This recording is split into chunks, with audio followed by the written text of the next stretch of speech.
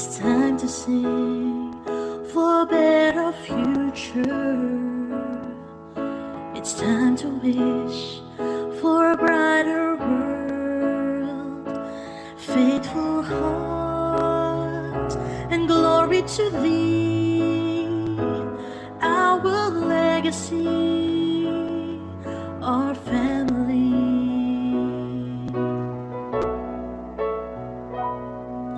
We praise the Lord, all for His divine graces, endless wisdom to share and keep. Live the Spirit with your pride in your heart. Let's proclaim her glorious domain.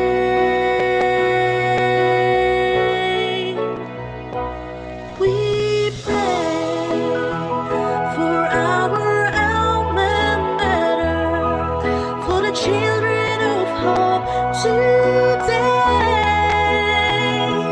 We thank you for all the blessings, for the knowledge and caring.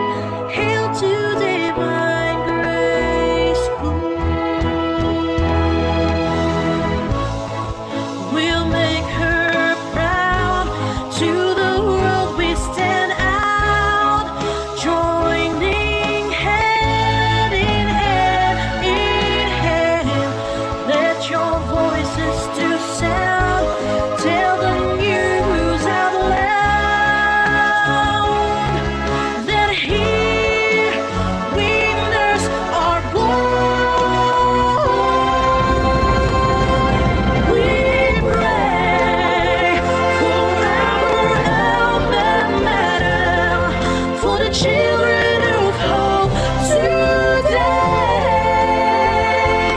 We thank you for all the blessings, for the knowledge and caring. Hail to divine grace school. For our alma mater, for the children of hope today. We thank you for all the blessings, for the knowledge and caring. Hail to divine grace school. Hail to divine grace, our school.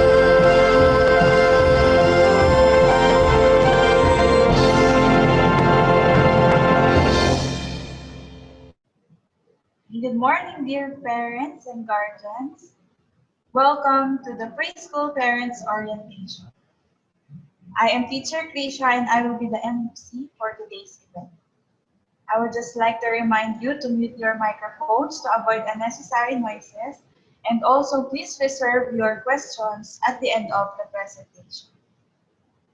To start our program, I would like to request everyone to participate in the opening prayer to be led by Teacher Bernadette Buya, to be followed by the singing of our national anthem. Lovingly praise and thank you as we start our parents' orientation. As we gather today, we thank you for another life and new hope that you have given us. Heavenly Father, we pray for our speaker. Give her knowledge and wisdom to enlighten us in his today's topic. May the objectives and goals for this webinar be successful. Keep us healthy, Heavenly Father, mentally, emotionally, and physically. And continue to make EGS to be a channel of blessing to everyone, and embolden us to move forward with strength, passion, and love towards what lies ahead. Once again, we praise and thank you. We offer and surrender everything. In Jesus' mighty name, amen.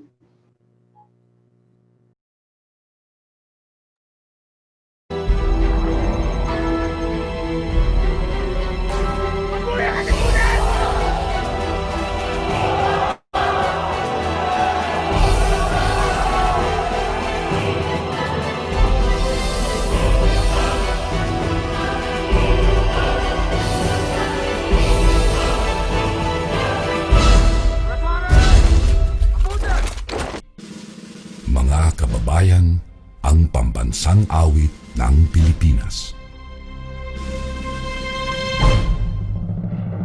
Kayang magiliw, helas ng silanganan, alam ng puso, sa likid mo'y buhay.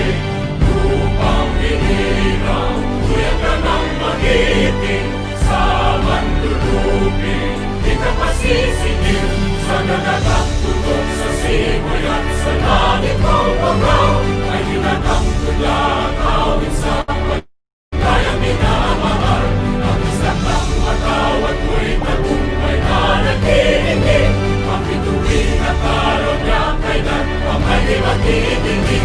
Luman ang araw ng walhagit pagsinta, buhay langit sa piling mo. Ang higaya ng pagkay mga amin, ang mamatay ng dahil sa'yo.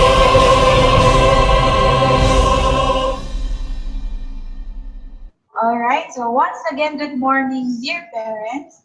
Good morning to our principal, vice principal, our department head, and the teachers of the Divine Grace School. To give us an opening remark, let us all welcome our very industrious and loving principal, Mrs. Waldy F. Canalida. Let us all give her a warm round of virtual applause. Ayan. Thank you so much, Teacher Krisha. I can see everybody seems to be clapping for me virtually. Hindi ko na siya naririnig. So it's really different this time that we are meeting like this virtually. We used to meet before face-to-face, but we cannot do that now. That's why I'm so thankful, dear parents, that you are with us. Kasama namin kayo in this kind of meeting because this is an indication that we want our children to learn. We don't want our children to have this as they call academic freeze, right? So even other schools, they are about to start October pa. So I can just imagine many hours and time will be wasted with our children who have been locked down for already 5 months. So I can just imagine, ano na kaya mga ginagawa natin so that our students, our children at home will be entertained, will be using their time wisely, right? So there are a lot of things to learn today. As Ma'am Giselle will present us later, the Learning Continuity Plan of Divine Grace School.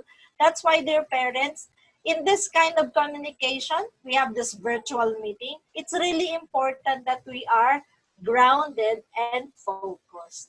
Kasi yung mga ganitong meeting, there are sometimes glitches. Medyo nadi-disconnect. Minsan, nalingat ka ng konti, hindi mo na pala narinig yung ibang na-discuss. So it's really important that we will be paying attention because we believe in this kind of crisis, open communication is very, very important.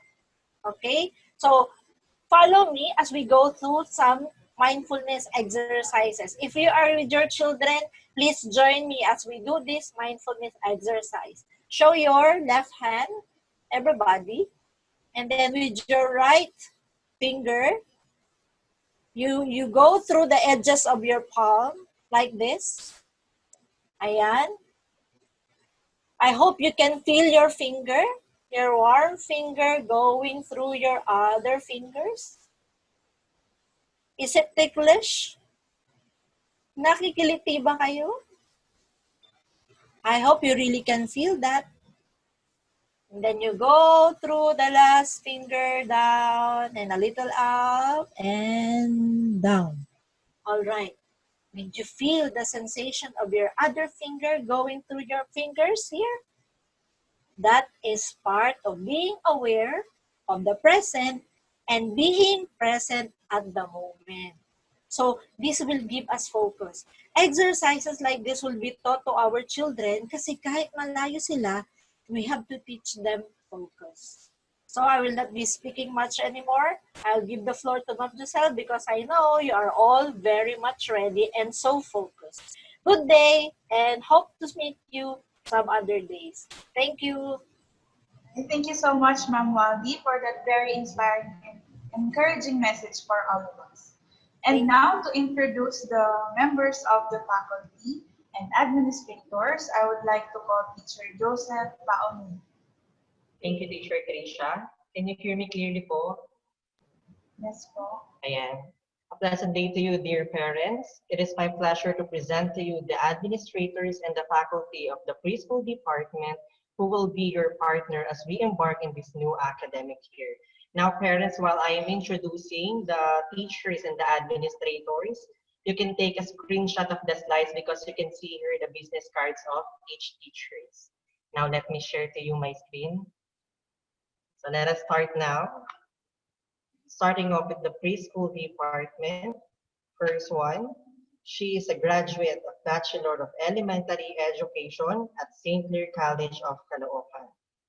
A licensed professional teacher with 6 years of teaching experience.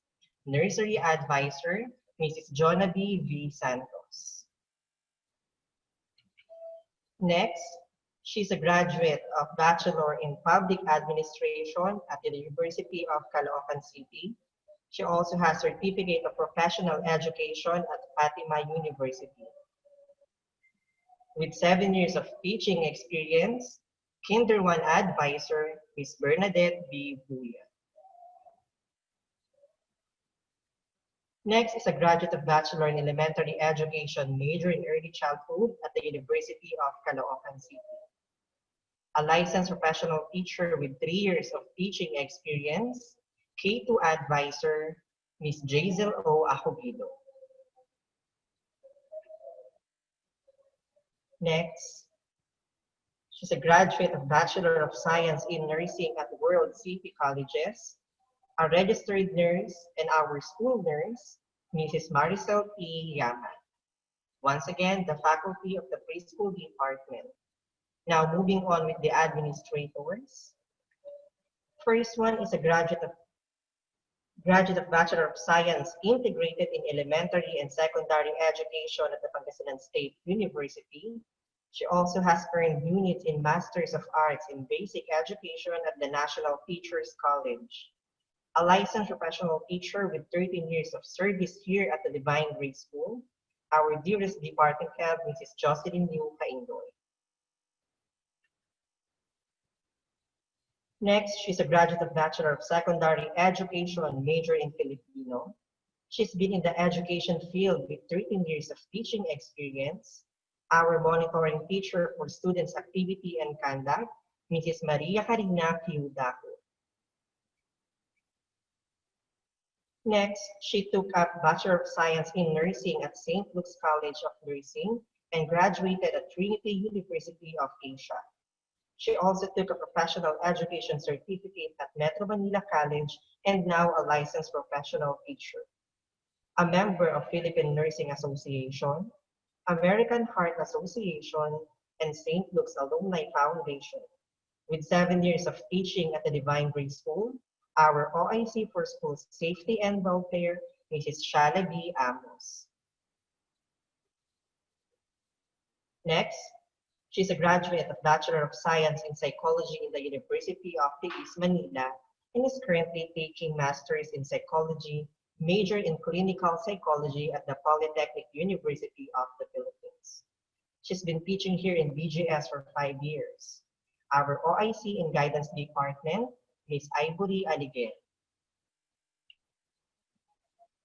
Next is a graduate of Bachelor of Secondary Education, major in General Science at the University of Caloocan City, with units in Masters of Arts in Teaching Science at the University of the Philippines, Diliman. She is currently taking up Masters in Educational Management at Polytechnic University of the Philippines. A licensed professional teacher with 13 years of teaching experience, our dearest assistant principal, Ms. Cristel P. Arceo. Last but not the least, a graduate of Bachelor of Elementary Education at Pangasinan State University, where she graduated as cum laude, has MA units in Language Education at the University of the Philippines, Diliman, Master in Educational Management in Polytechnic University of the Philippines, former officer of NOPI Novaliches District, and representative of APSA Quezon City. our dearest principal, Mrs. Walby F. Canadiga. Once again, the faculty of the preschool department and the administrators of the Divine Grace School. Thank you, parents. Thank you so much, Teacher Joseph, for introducing the faculty and administrators to our beloved parents. I'm so glad that they get to know more about the teachers of their children and the administrators of our school. And now to proceed with the presentation of school updates, let us all welcome our very own preschool and lower grade school department head, Mrs. Jocelyn Yu Kaindoy. Let us all give her a warm round of virtual applause. Hey, thank you so much, Teacher Prisha, for that wonderful introduction. Good morning to all our parents, co-admins, fellow teachers. Thank you for your share. Thank you for sharing your precious time to join this orientation. I hope after my presentation, everyone is well informed. So let me share my screen. This one, as you can see, ito po yung aming team for this year. And I'm very glad kasi, after formulated this one, we teachers, ginawa namin as profile frame for our profile pic in the Facebook, as well as the students and then parents. May nakikita din po kami na ginamit nila to as their frame. Okay, so ano ba yung theme namin for this year? We have this, the DGS, Steadfast of 33, Resiliently Embracing the New Now, okay, for our 33rd founding anniversary. So every year we have our team which will be anchored to our activities for these coming months. Okay, so steadfast. So when I say steadfast, because resolutely and dutifully firm and unwavering. Ibig sabihin, walang pag-aalinlangan at handang harapin ang mga pagsubok o challenges. Resiliently, simply because able to withstand or recover quickly from difficult conditions. Mabilis tayong bumangon o tayo ay nakakabangon agad. Po? And then, new now. Ano ba yung new now? Let us say, when you say new now, we have a new routine or protocols to follow, especially when we go out somewhere, kung lalabas tayo. Ano ba yung dapat natin gawin? We must wear face mask, face shield, we use sanitizer, the alcohol, and we must practice social distancing or we must observe physical distancing. So yun yung ibig sabihin ng aming DGS theme. Okay, and then ito naman po, the DGS Flexible Distance Education, a hybrid approach, the online and modular. Ano kami ang ibig sabihin nito is, this is coined for our LCP. Okay, we say LCP, Learning Continuity Plan. Okay, flexible, we must put this flexible because we must be flexible throughout the year. Sa buong taon, kailangan kami ay maging flexible. Distance. Okay, distance, remote learning, magkalayo o magkahiwalay na pagtuturo ng mga teachers at mga bata.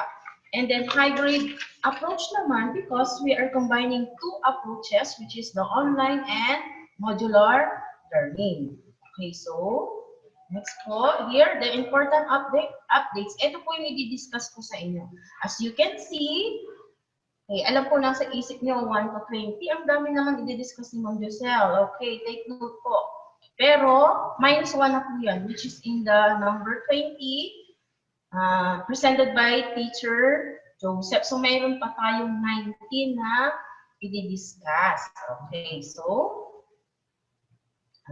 ito po, yung sinasabi ko, ng flexible distance education po namin. We have the e-learning because we will use the internet. Yan, online po kami. And then we have this one, modular. Modular, andyan po yung books, the modules, the worksheets, and other printed materials. Kaya siya tinawag na hybrid approach yung online and modular. Okay, so, isa-isahin po natin. So, distance learning categorized into two. Ano ba yung distance learning nga? Yung separation of teacher and learning during at least a majority of the instructional process. Kung saan natuturo yung teacher, ayan, ano yung gagamitin ng instructional? Una, we have the online e-learning. Okay, and then online e-learning, it has two kinds. Dalawa po yan, which is the synchronous and the asynchronous. So ano ba yung synchronous? When synchronous, discussing with their teachers in terms of video conferencing, okay, tulad ng ginagawa natin, pwedeng Zoom or Google po, or sabay-sabay na nag-aaral or the kids interact via internet na kapag sila. Yan yung ibig sabihin ng synchronous. And asynchronous naman po, the child is learning online but he or she is not interacting with anyone. Pwedeng may kausap lamang siya o ka-chat, hindi niya pa isa-isa, but the learning process is on his or her own pace. Yan. O kaya yung nanood ng video tapos inaral at sinagutan niya. So, that is a synchronous. So, wala siyang interaction real time. Okay. Next. E-learning platforms. When say e-learning platforms, ano ba yung gagamitin namin LMS? For preschool to grade 10, we have the Genio e-learning.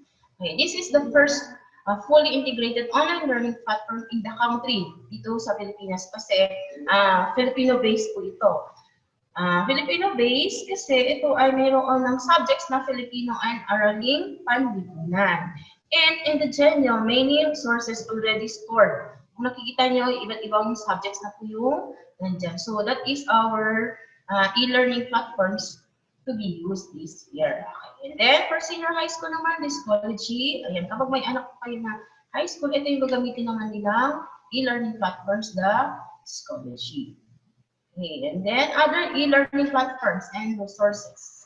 The Google Suite for Education. So, that is learning platform for schools. Ito yung pang-backup namin, like the Google Meet and Google Classroom.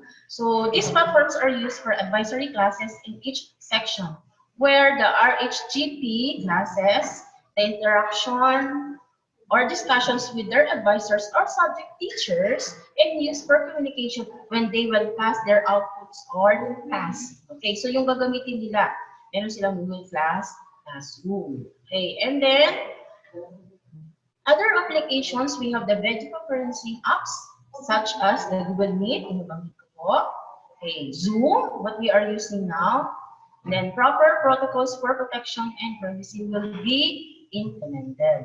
Okay. Next, we have this one, the modular learning. So, as you can see, ito pong shelves na to for the modules located near the guard in Gate 1. Makikita niyo po ito pag kayo ay kumuha ng modules ng mga anak niya. Okay, so ano ba yung mga i-accomplish nila? Modules, worksheets, bookworks, and handouts. And then, the modular instruction is independent study. Pag sinabing independent study, parang inaaral nilang mag-isa. Okay, later po, i-discuss ko sa inyo kung ano yung module na tinatawag. Transporting the modules how? Modules will be received weekly. So, let's say weekly, every week. Every kung marireceive, and then, pag na-receive niyo po, after 1 week, then you will pass it. Parang vice versa po yan. So, every Fridays, all modules will be stored in shelves. Ayan, si teacher, yung modules, ilalagay niya na po dito sa shelves. So, lumipas ang 2 araw. Sabado, Linggo, yan, Saturday and Sunday, lumipas po siya. And Mondays, doon niyo po kukunin. Okay, so, verification and retrieval of modules. Sabi ko nga, kinuha niyo, after 1 week, Monday, kuha, ipasa niyo yung nakuha niyo. Okay. Modules may be delivered by the EDL school bus services at a price. Okay, take note po at a price. So, siguro minimal lang yung price na payment for the delivery. Pero, and then kindly contact Miss Len at 094722078838. And then, ito, kasi alam ko may nagtanong na to. O, what if ayaw kong lumabas, ayaw kong mag-pick up on Giselle?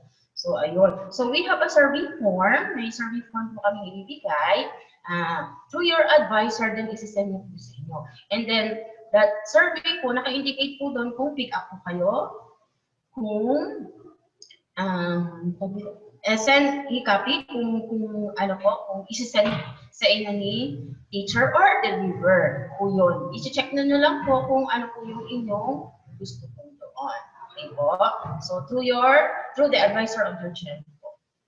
Okay, here, ito yung sinasabi ko ng sample module. This is a sample module number 1. Okay, so nandyan po yung kung anong week siya, anong quarter, and then na yung instruction. Okay, and focus question. Well, since meron na siyang kaya yung sinabing self-taught, kasi parang kausap niya pa rin si teacher niya. Once na binasa niya yung instruction, kausap niya si teacher kasi merong greetings like this: good day, this module's guide in accomplishing this lesson on a specific scientific investigation. So nandiyan din yung instruction: read carefully and do the activities as you go through the pages. You are expected to finish this module within the week. Okay, and then sa expectations, andito yung, there are 3 columns. Quarter 1, you have the lesson, and then you have the title, ano yung pag-topics nila, and then ano yung matutunan nila in this column. And then DGS has its own module developed by the teachers. So ibig sabihin, teacher may, ginawa ni teacher po ito. So it means these are not for sale, hindi po binibenta. Hindi po namin binibenta, exclusive only for the DGS students or pupils. And then other modules found online may be used as supplementary only. Ayan po. And then we have the curricular content. Okay. So ito yung tinatawag na most essential learning competencies or the MELC, which cover the most essential competencies which must be covered whatever the modality may be implemented. So this is to decongest the curriculum. Ito po yun, decongest the curriculum. As DepEd kasi, naisip ng DepEd, medyo madami yung competencies. Nakita nila, so anong ginawa nila? Dinicongest nila, it means pinakonte or binawasan, o kaya pinili lang yung mga competencies na dapat matutunan ng mga preschoolers. Yan po yun. And then this is aligned with the national standards. Okay, and the DGS curriculum maps, the teachers and the members of the task force synchronize the existing curriculum map to the MLC or to the MEL. Okay, so I am one of the task force po na members. Okay, one of the members na nag-synchronize po ng curriculum maps to the MELC namin. Okay, so for that working plans, kaya nagkaroon kami ng WP, which is per quarter. Ang tawag po namin is budget of work. From this WP, the teachers will derive their weekly plans. Itong nasa gilid, ito po yung weekly plans. Okay, for this, the student's weekly plan will be derived. This contains the weekly tasks of the student on the synchronous learning, asynchronous learning, and the modular learning. Ito, ipakita ko sa inyo. Sample weekly home learning plan. Okay, home. So, ito yon. We will send this sample weekly plan soft copy. Okay, so, isi-send po namin sa inyo. Ito, naka-indicate po dito kung anong quarter po siya, anong date. Okay, so day and time, may oras po yan. Ayan, and this column, yung time.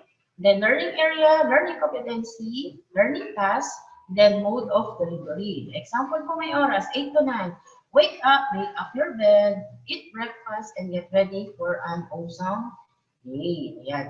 Then 9 to 9:30, have a short exercise, meditation, bonding with family. Okay, and then ito na, Monday, 9:30, nag-start na siya. What subject? Mathematics po. Learning competency, ito yung matututunan niya. Ano yung task na gagawin niya? Nandito po. And then, paano niya ipapasa? Andyan din po. Yung outputs na nagawa niya, ipapasa niya kung anong platforms niya ipapasa. Bawa, dito sa Google Classroom niya, okay po. And then, here po, sample of students' daily schedule for the preschool, sa nursery, K1 and K2. Ayan po, for the morning session. Okay. Then, we have the afternoon session. Ayan.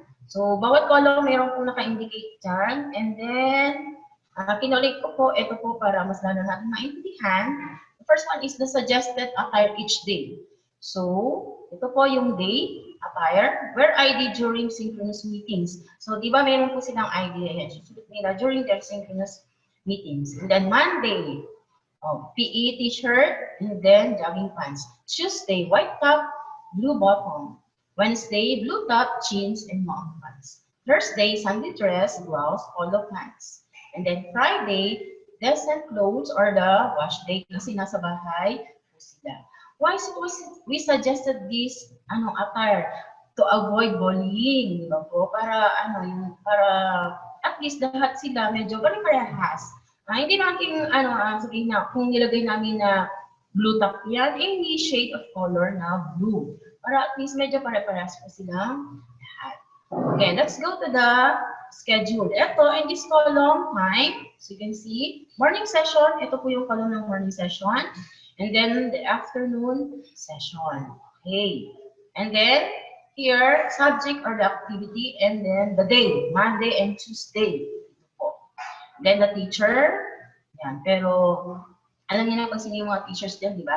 Subject activity, Wednesday and Thursday. Yan po, dito po. And then, teacher, and then Fridays po. So, let's start dito. So, before this start, students' personal preparations muna. Students are expected to be ready physically, properly dressed, and groomed. Study area is also prepared free of clutter and distractions. Ayan, kailangan mayroon po sila study area. Okay, then 7 to 7:30 in the morning, 11 to 11:30 in the afternoon. Students' personal preparations. Ayan, nag-prepare na yung mga bata. 7:30 to 8 in the morning, 11:30 to 12 naman for the PM. Advisor and students' preparations for communications, routine check-ups, attendance, sitting up, advisors' guidance, RHGP. Ayan, okay. And then, every Monday is RHGP or is flag ceremony, and this is synchronous. Yan, color pink po siya, synchronous. Dito sa baba, naka-pink, synchronous online modality po sila. So, doon po, advisor conducts flag ceremony or they will sing the Lupang Hinirang followed by Panatang Makabayan. And then after that, they will sing the DGS hymn. Then all students must dress appropriately. So, then here, eto po, sa blue na po tayo. Okay, blue. Ano ba yung color ng blue? Asynchronous online modality sila. So, yun, nabanggit ko na kung ano yung asynchronous, di ba po? So, dito sa morning, they will start from 8 to 9. And then, in the afternoon, 12 to 1. Anong subject po? Filipino. Anong araw yon? Monday and Tuesday. So, dyan yung po yan. Then, sa Wednesday and Thursday, English. And then, dyan nyo yan. Okay. And then, 9 to 9:15. Dito naman sa afternoon, 1 to 1:15, recess. Ayan, recess po nila para sila kung may recess po sila. So, take note, kapag recess po nila, kailangan yung food nila ay nandyan na po. Okay, yung snacks po nila, kailangan medyo yung tama lang. Huwag yung yung baka ilalagay nyo po yung pang breakfast nila, yung pang lunch. Siyempre, matagal yun. 15 minutes lang naman sila mag-i-snack po, di ba? So, yung tama lang po na pagkain ang kanilang, yun i-prepare para sa kanila. And after that, after the recess, 9 to 9:10, okay, 9:15 or 10, then in the morning, and 1 to 2 for the afternoon, yan yung month po nila. And then, module. And then, science po, module. So, as you can see, ito ay naka-green. O, ano yung green po? That is modular modality. Pag sinabi modular modality, sila ay self-directed learning, authentic task, performance task. Yung may ginagawa nila yung module nila sa oras na yan. Yan, tinatapos po nila. Okay, then, 10 to 11, in the morning, and 2 to 3, Filipino math, for Monday and Tuesday. Wednesday and Thursday, science and English. So, nakapink po yan, synchronous online modality sila ulit. Okay, and then, so natapos na po sila, di ba po? And then 11 to 11:30, 3 to 3:30, self-directed learning, modules, authentic task. Ito yung tinatapos nila ulit, yung hindi nila natapos sa modules nila. Why is it we give this specific time? Para at least yung mga bata, may routine na sila. After ng namin, kailangan tapusin ko muna to, di ba? Sabi ni teacher, tapusin ko muna to, and then I can play, bond with my family, with my siblings, ganun po. Kaya meron po kami nilagay na oras. And then Fridays, this day is dedicated for the updating with the parents or guardians. Dito po, may oras din po. Ayan. One-on-one follow-up and feedbacking. So, asahan niyo po na si teacher or the advisor ay magte-text po sa inyo, mag-i-inform, tatanungin po kayo kung natapos na ba ng anak ninyo yung kanyang task sa Genyo at saka sa modular and also sa books. Okay po. So, and then Monday's modules are picked up from school or sent online. Ito po. Ayan. So, I hope naintindihan niyo po yung schedule ng mga anak natin. Okay po. Next, we have here what to receive from the advisor.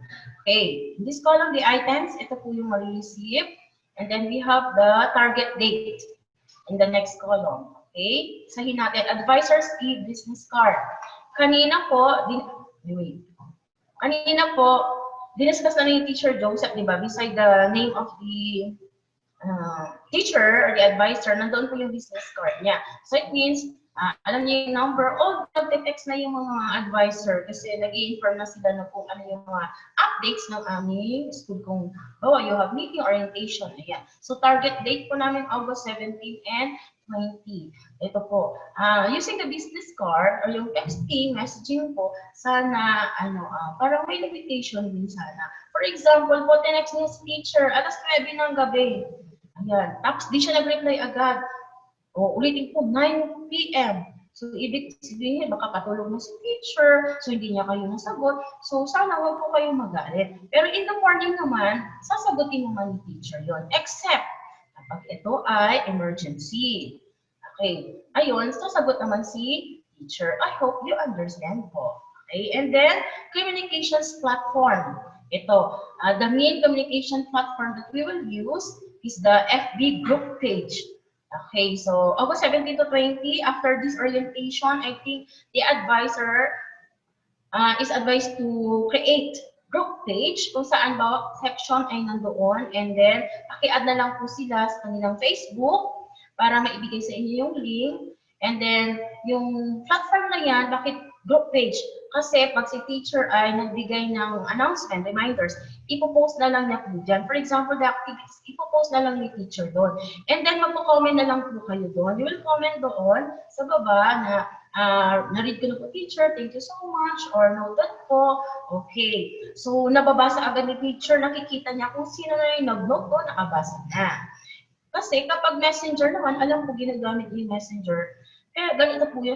Kasi kapag messenger, naglagay po si teacher ng announcement doon or reminder. Tapos marami na nag-comment. Ayun, natabunan na yung reminder ni teacher. Yung iba hindi na nakabasa. So, we will use the FB group page. Okay. And then, class schedule. Ayan, yung pinakita ko po kanina. We will send to you e-copy. Ayan, August 24 to 25. Google account with password also and process po August 24 to 25. Weekly home learning plan. Ayan. E-copy din po September 4. Then Genyo Schoology account with password September 4. And then the modules, e-copy or the hard copy for pick up. And then on September 11. So ulitin ko po, yung modules na e-copy at hard copy ay isi-send sa inyo or pick up nyo in September 11 pa po ha. Hindi yung forget mag-start ay school opening na po kami, may modules na. Basta ibibigay po namin sa inyo on September 11. Okay, and then here, for preschool and lower grade school, things to prepare. Ano yon? So there are two columns. The first column is things to prepare at home. Ano yung mga dapat ihanda natin sa bahay. Okay. We have pad paper, especially the PS to practice their handwriting. Ayan, kailangan may pad paper pa rin sa bahay para mag-practice ng mga bata kung paano magsulat. Okay. Although online tayo, kailangan pa rin marunong silang magsulat po using the pad paper. And you have the pencil, crayons, glue, bond paper, construction paper, gadgets, which is the laptop, desktop, tablet, and others. Internet connection, ayan. Karamihan sa atin. Okay, kahit ako po yung internet connection ko, there are times na poor siya, or signal po. Ayan, so anong gagawin po natin? Let us make sure parang aralin natin kung anong internet connection sa area natin ang malakas ang signal para hindi tayo magka-problema. Pero talagang hindi maiwasan. Ayan, okay. Next, we have the study area. study table, and chair. Ayan. Kailangan meron silang area kung saan talaga nandoon yung kanilang mga gadgets. O, for example po, nilagay niyo sa dining table o malapit sila sa dining table, tapos kakain na, aalisin niyo po ba sila? May classes sila bila. Okay, so kailangan may specific area na hindi na sila aalis. Mas na, online classes na po sila. Po. And then, reminder board, kailangan dito yan. So that, nare-remind po kayo kung anong schedule ngayon, ano yung gagawin niya, okay, what to class, ganun po. And then, alarm, that is optional. Okay, alam ko naman, aware tayo sa lahat ng oras, kaya optional lang po yan. And then, one reminder notebook, okay, para maisusulat natin kung ano yung ipapasa, ano yung note ni teacher, ano yung na-remind ni teacher sa atin, ayan. And then, okay, so bakit namin sinuggest pa rin na mag-prepare kayo ng mga things na yan? Kasi kapag may papagawa si teacher, for example, mag-drawing sila, kailangan nila ng bond paper, alangan naman na lalabas pa kayo, bibili pa sa tindahan. Wait lang, teacher. Bibili pa ako sa tindahan, di ba po? Kailangan at least naka-prepare na po. Okay po? And then the other side naman po, things to be submitted to advisor. So ito yung ipapasa natin sa advisor po. So one big expandable plastic envelope, sturdy, good for the full year to be used to combine folders or modules, activity sheets for retrieve modules. And then to be submitted between August 24 to 28, 2020. Okay, last week po yan, next week na po. Ito po, yung naka-yellow, ayan, para mas malaki po.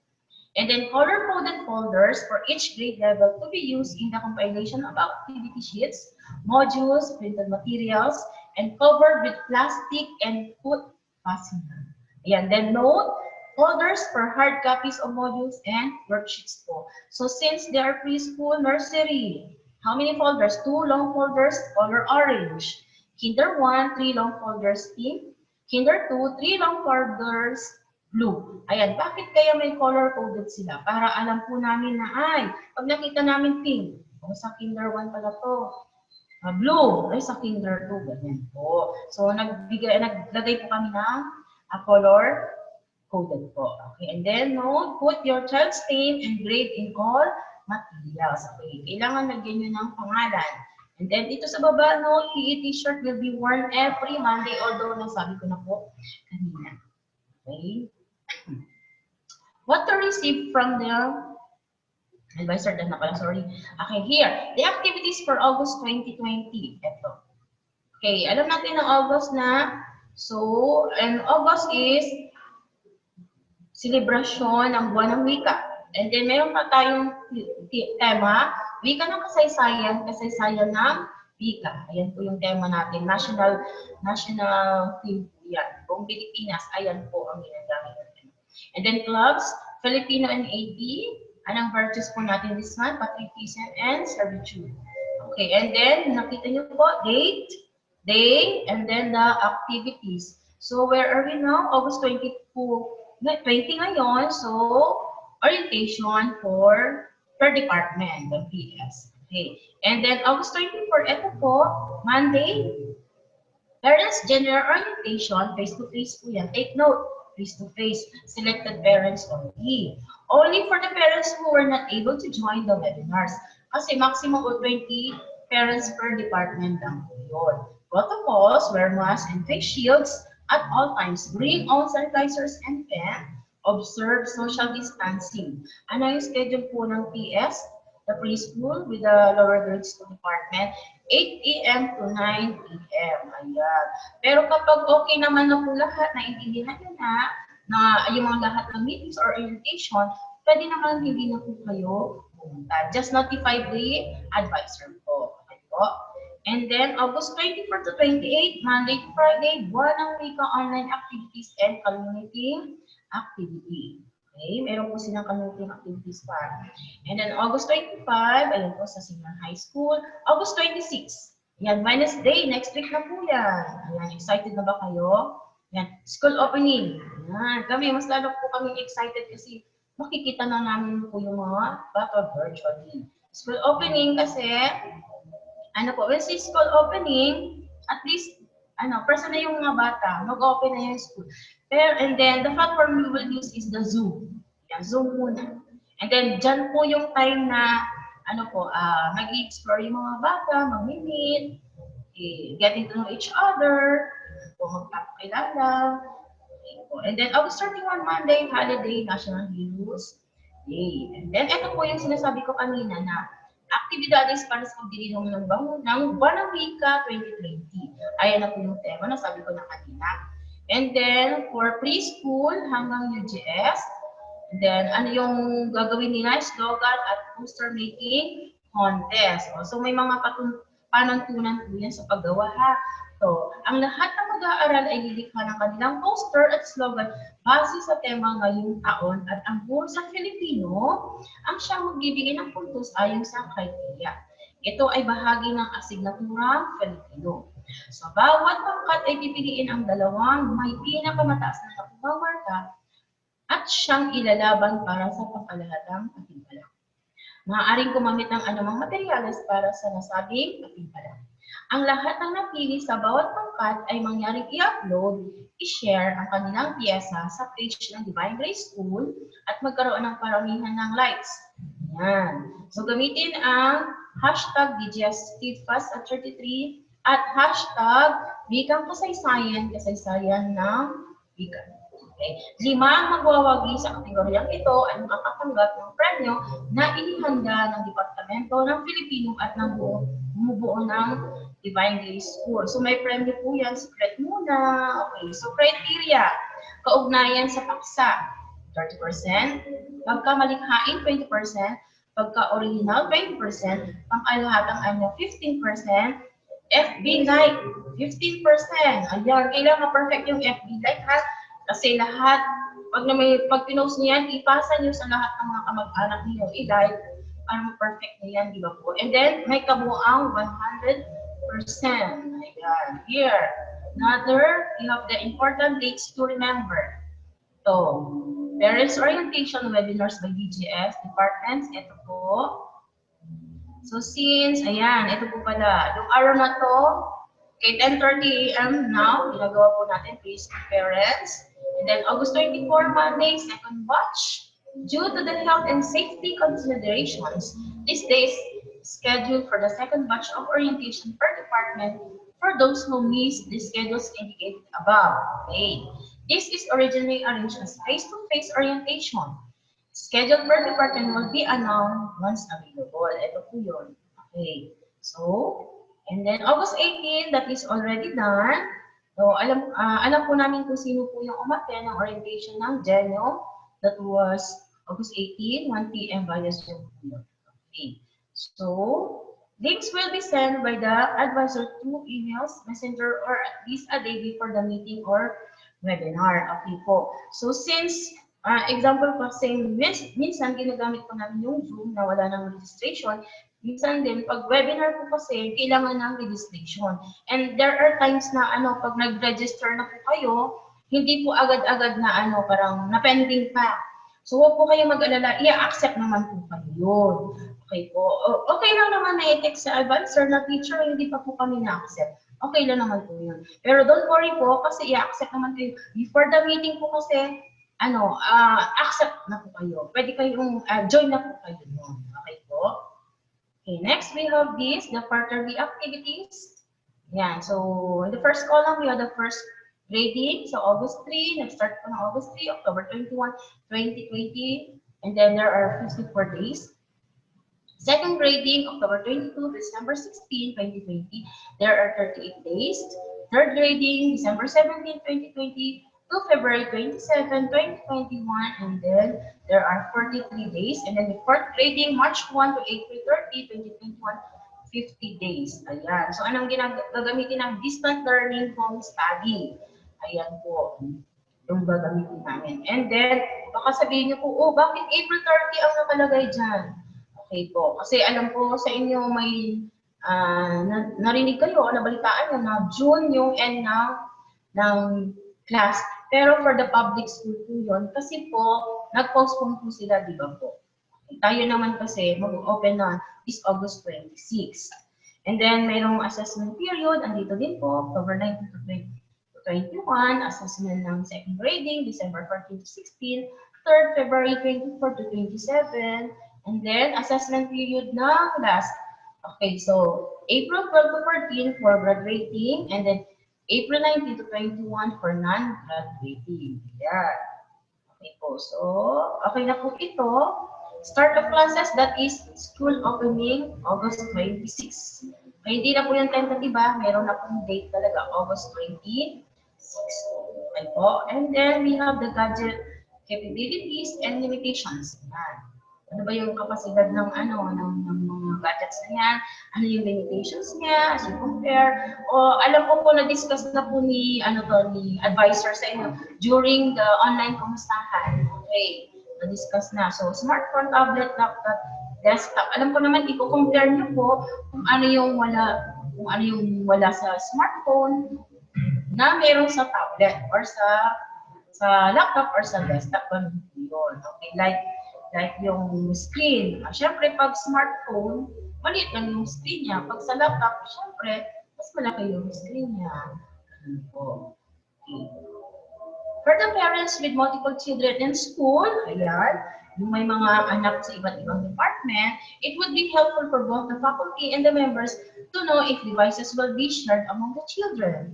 This piece of information will affect both school and home decisions regarding the schedule. Ayan, i-compare niyo po yung schedule ng anak niyo sa ibang department para alam niyo kung maiaayos niyo po.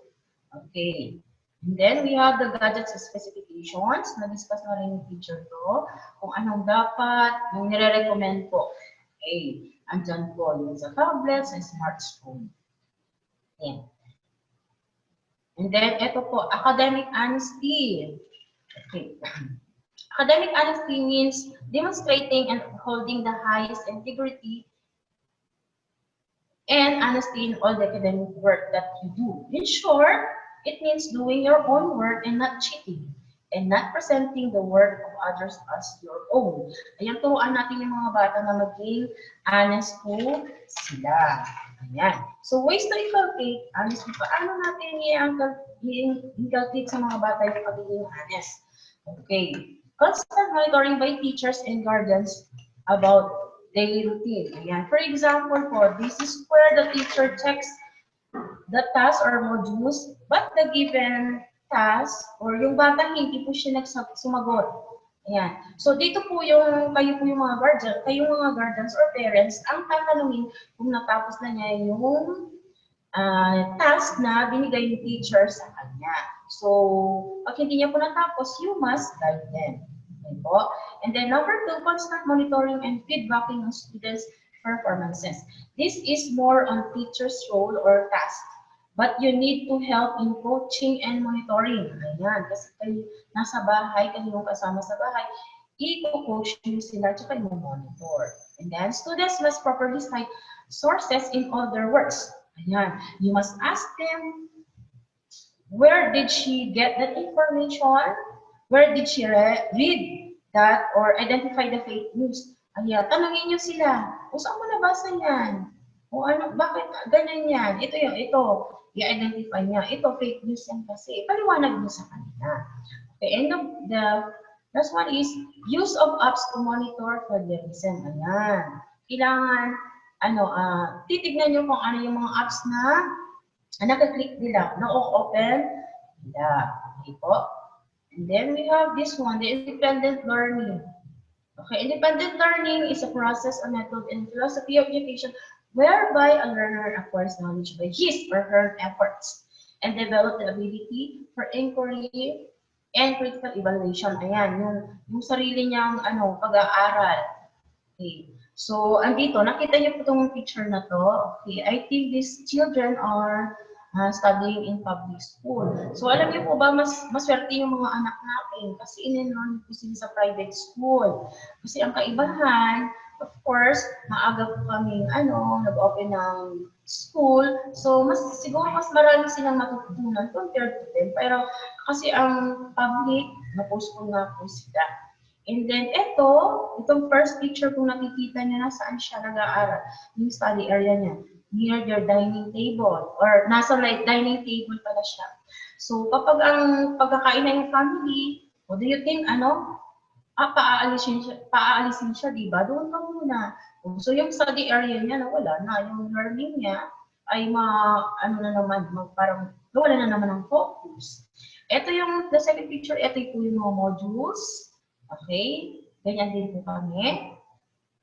And then this one, ito, magkatabi naman po sila. Ayan, magkatabi yung dalawang magkapatid. Okay, pwede din, yung study area, kung may anak kayong dalawa o tatlo, kailangan medyo layo sila ng konti. Okay, and then, ito. So, I hope, naintindihan mo po yung independent learning. Ito, mindfulness exercises as tool for coping. Ayan, mindfulness means living in the present moment. Okay, yung mindful ka. Parang yung kanina pinagawa ni Ma'am Waldy, di ba po, yung hand. Okay, mindful moving yan, yung hand. Okay, mindful yun. So, this one, ito, alam ko may online kumustahan ng mga teachers or advisors na pinagawa na nila to. Okay, yung mindful breathing, yung exhale and breathe. Ayan. And then, mindful eating, ayan. Ito yung example ko sa inyo. Mindful eating, halimbawa po, pagod na kayo. So, gutom kayo, di ba po? And then, sige, kain na agad, subo na agad. Hindi po. You should be, mindful na yung kinakain nyo once na nasa mouth ninyo, pag subo nyo, kailangan isipin nyo muna, ay ganito pala yung lasa nito. Parang isipin nyo na hanggang pagbaba hanggang sa tiyan, di ba po? Kailangan maging mindful po tayo. And these mindful exercises ay kasama din po na i-discuss ni teachers in their RHGP program. Okay po. So that yung mga bata ay magiging mindful. Okay, and then here, the tutorial and other guidance services. Okay, for tutorials, ayan, even though we are in distant learning, offer po kami ng tutorial services po. So, send SMS or PM DGS Guidance FB page. Ito po yung number, 0908-873-7819. Okay, sa guidance office po yan. And then, need counseling. Ayan, ito, pwede niya po i-reach out ang aming guidance counselor through COPE Online. Ano yung meaning ng COPE Online? A chat and open problems experience online. Okay po. So, we can contact our guidance department. And then, ito po, school clinic number. Ayan, for vaccines, e-consultations, and other related concerns, kindly send SMS to Mrs. Maricel Llama, our school nurse. Her number is 0947-084-0563. Ayan, and our pediatrician, Dr. Maribel Agustin, MD. And then clinic days for e-consultation, Tuesday 1 to 3 p.m., Thursday 9 to 12 noon.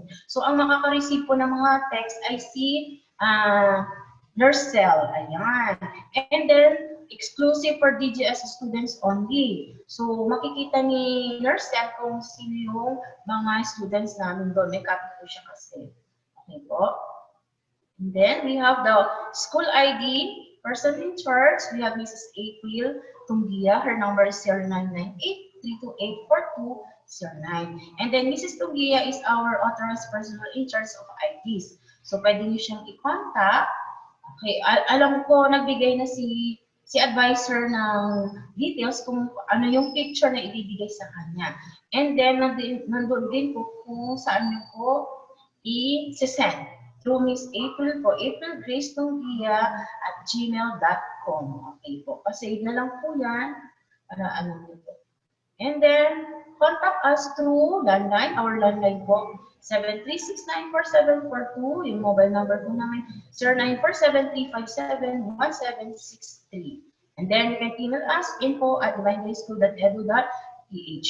And then, ito pa yung mga staff namin. We have Miss Myla, our cashier, 0922-21-54730. Si Miss Dina po sa records assistant, 0910-8464-684. Yan. And then Miss Maria, bookstore, staff, we have 092675-27455. And then, school nurse, ayan na po, si Nurse Celian.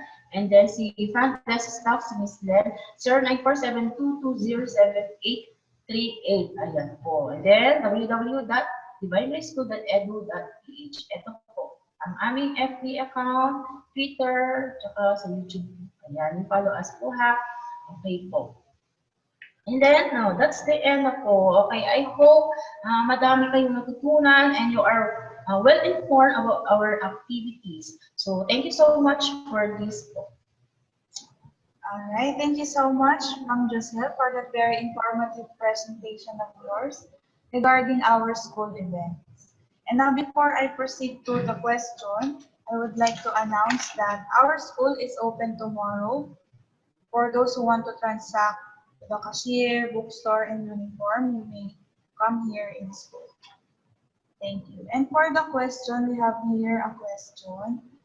Sabi po, paano po malalaman kung ano particular topic or activities sa Genyo or modules ang gagamitin ng mga kids kung ang synchronous is pinakahuli sa schedule ng mga kids? Why not synchronous muna para ma-discuss muna ng mga teachers ang topics para kaya nasagutin ng mga kids ang activities nila offline or sa Genyo? Okay po. Alam ko naman if the teacher, pag ang ilalagay niya sa Genyo, na topic po ay na-discuss niya po. We make sure na di-discuss ni teacher yan bago po sagutin ng bata yung sa Genyo po. So don't worry po. Ibibigay naman po namin. Okay po? Any more questions po from the attendees? Another question po. Ma'am, regarding sa uniform po, hindi po kasama yung teach uniform nila. Thanks po. Okay, alam ko pwede naman po kasi pwede naman nilang isuot yun. Siguro pag may activities po, na kasi siguro gusto niyo pong gamitin yung teach uniform nila, di ba? Kasi ang nilagay po namin is PE and jogging pants. So, I think kung naman po, pwede naman isuot yun kasi uniform naman ng Divine Grace School. Pag ayaw niyo pong isuot yung suggested attire po. Okay po? So, I think nasagot na din po yung isang question. Any more questions po from the attendees? Hello po. What is your question po? Na-disconnect kasi ako kanina, hindi ko alam kung nasagot yung tanong ko. Kasi nakita ko lang yung sa synchronous. Kasi doon sa schedule ng mga bata, 'di ba? Huli siya. Mauuna yung Genyo, then next is module. Paano malalaman ng mga kids kung ano yung activities na gagawin nila or titignan nila sa Genyo and sa modules kung ang synchronous is huli? Ayan po. Tulad ng kayo po ba yung nag-question kanina? Kasi same lang po na, ayun, kasi po, sabi ko nga, the teacher or the advisor o subject teachers will make sure na discuss niya muna bago po ibigay yung lesson or yung activities na gagawin ng bata po sa Genyo. Ganun po yun. Po. Kasi din po yun. Kailangan pare-parehas kasi halimbawa nag-discuss si teacher. Ayan, tapos nagbigay siya. Yung module, iba din yung module. Kailangan same topic din po siya. Kaya iba-iba po with the Genyo. Hanapin ni teacher po yan. So, don't worry po. Ayan ang gagawin ni teacher po. Discuss muna and then work on the Genyo or the activities in the Genyo po. Okay po ba, Mrs. Figueral? So, another one. Si Mrs. Rodriguez po. Can you raise your question po? So, another question po muna. Sorry, I didn't hear well po. Pwede school uniform. Thank you. Ang uniform ng... kung yung attire po, no? Yung attire, okay, si teacher na lang po, ibibigay na lang niya po yung suggested attire each day po. Ayan, sisend na lang po niya. Pa-message na lang po sa teacher. Then regarding naman doon sa pitch uniform or the polo or yung polo paglalaki, di ba po? Ayun, sabi ko nga, pwede naman nilang isuot yun. Or at least nagamit ng bata. Okay po. So if there are no more questions, let us proceed to give us a closing remark. I would like to call our very responsible and compassionate Vice Principal, Ms. Cristel P. Arceo. Ayan. Hello, Teacher Krisha. Clear po Hello po, ako. ma'am. Yes po, Apo. ma'am. Ayan. Thank you so much po. So, good morning po, dear parents. Nakikita niyo ako pero hindi ko po kayo nakikita. How are you today po? I hope kahit nasa magkabilang screen po tayo, you are still feeling good and positive despite all the negativities around. Nag-start 4 months ago, di ba? Yung lockdown, pandemic, plus the news, di ba? Yung kung ano-ano pa po sa Lebanon. So, marami pong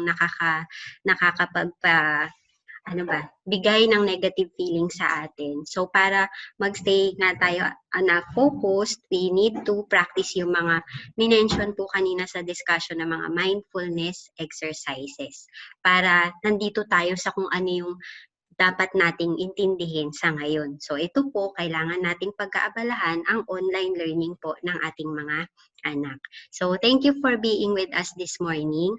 I know that we are not used to having this kind of parents orientation. So sa mga preschool, kinder 2 natin, ilang years na rin po natin silang nakasama na mas tayo sa face-to-face. It's a different thing pa rin when we see each other face-to-face. Mas yung connection talaga, nagkakatitigan po tayo, di ba? But we had to do it this way, not just because we need to follow yung order ng gobyerno natin, but of course, ang pinaka-main main reason is for our protection po. Protection nating lahat. So for now, we consider this as the best thing to do. I hope that those which are laid down by Ma'am Giselle, the department head of preschool, are all clear. If you have questions po and clarifications pa po, do not hesitate to communicate with your child's advisor. Alam ko may magpa-pop pa pong mga questions sa inyo. So, since na-release naman na po ang business cards, pwede na po na tayong makapag-communicate sa kanila. So, dear parents, the whole Divine Grace School is really grateful for still having you as our partners. Thank you for entrusting your children to us, especially now that we are experiencing hard times and there are a lot of uncertainties, di ba? Unang-una, hindi natin alam kung hanggang kailan ito. Okay? So that just means you still believe in us. Naniniwala po kayo sa amin? Naniniwala kayo sa aming plenano at sa aming magagawa at maibibigay po sa inyong mga anak. So when we started, mahirap po talaga sa planning pa lang. Imagine from face-to-face, biglang ang i-design ng school ay distance learning. It was really hard po. And alam din po namin na kung gaano kahirap po sa part namin, mahirap din po sa inyo. Kasi ganon din naman po kayo, di ba? Face-to-face yung hinahanda natin sa mga anak natin before. Biglang, distance learning, kailangan ko siyang bantayan dito sa bahay. Kailangan ko i-supervise, di ba? So, mahirap po talaga. So, sa pagpa-plan, pagsisimula natin, pagde-disseminate ng info before, there were lapses, there were gaps, there were loose ends. Until now, meron naman. So, at may encounter tayo. But, with our strong connection and constant communication, yung cooperation po ninyo at pagtutulungan, kung paano po namin ine-encourage yung cooperation ninyo before face-to-face, mas po ngayon kasi hindi po tayo nagkakakitaan, di ba? So, sa pamamagitan po noon, we have faith that we'll be able to fill in the gaps and tie these loose ends soon. Okay? Di man natin maabot ang perfection, of course, mahirap po yun, di ba? Pero kahit pa paano, 90 to 95% magiging maayos po ang takbo ng ating 2020-2021. Thank you so much, parents, for not leaving us. Hindi nyo iniwan ang mahal nating Divine Grace School. Thank you then and welcome to the new members of the DGS family, ang ating mga bagong parents po, especially syempre mga nasa nursery, di ba? And mga bago po nating Graciano. So hanggat kayo po ay nandyan, parents, nagtitiwala kayo sa amin at ang inyong mga anak nandyan at kami pong mga teachers na partner po ninyo, Divine Grace School will still be here. Tatayo at tatayo ang Divine Grace School. Hindi po lingid sa ating kaalaman, maraming schools po ang hindi na po nag-operate, hindi nakapag-continue ng kanilang operation because of this situation, di ba? So, maraming salamat. Fight, fight, fight lang po tayo, dear parents. So, I will not prolong this. Marami pong salamat. Let's have a good day po and see you around virtually. Marami pa po tayong mga susunod na ganito. Thank you po. I thank you so much, Ma'am Cristel, for that very inspiring message. Once again, thank you so much for participating in this orientation. Wishing you all to have a great day ahead. Thank you po.